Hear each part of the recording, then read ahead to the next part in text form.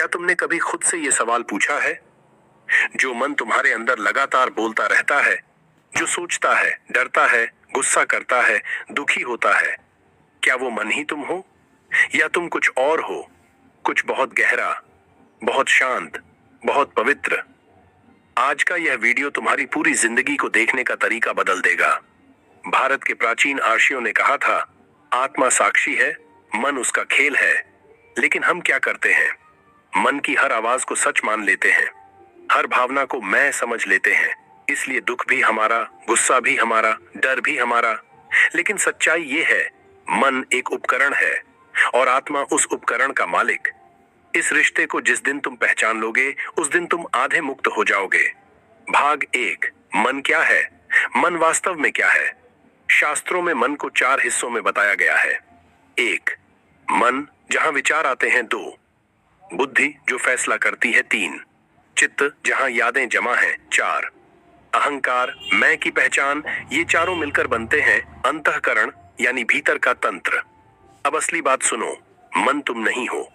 मन केवल चलता हुआ विचारों का प्रवाह है। जैसे बादल आसमान में चलते रहते हैं, वैसे ही विचार मन में चलते रहते हैं। आसमान बादलों से नहीं बनता, उसी तरह तुम मन से नहीं बनते। भाग 2, आत्मा क्या है? अब चलते हैं आत्मा की ओर। आत्मा न तुम्हारा शरीर है, न तुम्हारा मन, न तुम्हारी सोच, न तुम्हारी इच्छाएं। आत्मा है चेतना, साक्षी भाव, वो शुद्ध उपस्थिति जो सबको देख रही है। तुम रोते हो, कोई है जो रोने को देख रहा है। तुम गुस्सा करते हो, कोई है जो गुस्से को महसूस कर रहा है। वो कोई वही आत्मा है। आत्मा शांत है, स्थिर है, निर्मल है। उस पर विचारों की लहरों का कोई असर नहीं पड़ता। भाग 3, मन और आत्मा का असली रिश्ता।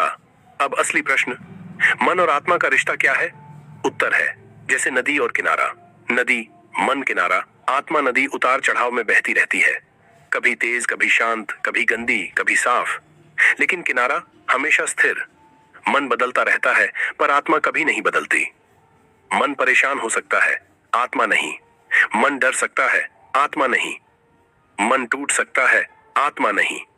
समस्या कहाँ आती है? समस्या तब आती है जब इंसान मन को ही मैं मान लेता है। विचार आया, मैं असफल हूं, और हम मान लेते हैं कि ये सच है। डर आया, कुछ बुरा होगा, और हम उसे अपनी पहचान बना लेते हैं। इसे ही कहा गया है आत्मा का मन में फंस जाना। अब सबसे जरूरी बात, तुम मन नहीं हो। तुम मन को देखने वाली चेतना हो। जैसे स्क्रीन पर फिल्म चलती है, वैसे ही मन पर विचार चलते हैं। फिल्म बदल सकती है, लेकिन स्क्रीन कभी नहीं बदलती। वही स्क्रीन ही आत्मा है। जब तुम मन को देखने लगते हो, तब तुम मन से मुक्त होने लगते हो। तुम्हारे भीतर एक अद्भुत शांति जन्म लेती है, जिसे कहा गया साक्षी भाव की अवस्था। मान लो खिड़की के बाहर बारिश हो रही है। वो बारिश मन है, लगातार बदलती हुई। और तुम घर के अंदर बैठे हो, आत्मा। बारिश तुम्हें छू नहीं सकती, शोर कर सकती है, पर अंदर की शांति नहीं तोड़ सकती। ऐसे ही मन का शोर आत्मा को कभी नहीं छू सकता जब तुम साक्षी बन जाते हो। जब भी मन में विचार उठे, बस एक पल रुक कर पूछो, ये मैं हूं या मेरे अंदर उठती एक लहर? बस इतना समझ गए तो जीवन आधा हल्का हो गया। ये ज्ञान अगर रोज कुछ मिनट भी याद रखो, तो तुम्हारे भीतर एक नई रोशनी जन्म लेगी।